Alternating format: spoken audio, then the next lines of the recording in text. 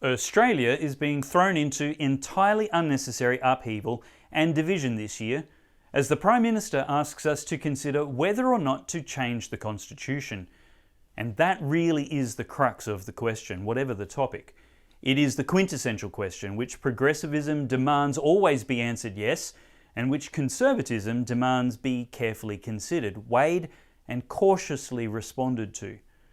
Well, this week I had the enormous privilege of not just meeting, but listening to a former High Court Justice on this question.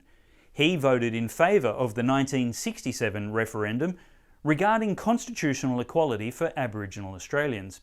In fact, over 90% of votes cast were in favour of the question posed by the Liberal Party Prime Minister Harold Holt, which was to change the Constitution to omit certain words relating to the people of the Aboriginal race in any state, and so that Aboriginals are to be counted in reckoning the population.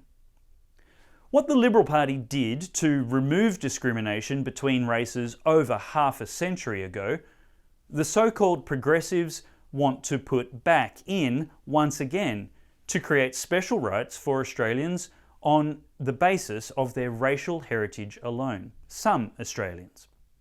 You see, it's not that conservatives are necessarily reactionary, for when change is carefully considered and found merited, it can indeed be achieved with unifying popular support and without the overwrought emotional manipulation of this year's Yes campaign.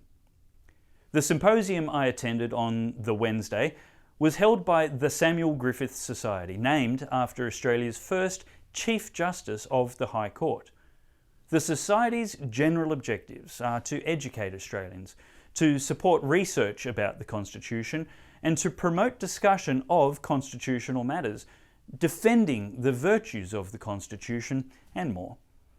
In this episode, I've taken a 3-hour symposium and reduced it to a half-hour of highlights and excerpts, and highly recommend it to everyone to build your understanding of some of the issues to bear in mind as we steward the privilege of carefully considering the proposed changes to our Constitution this year and the future direction of our nation.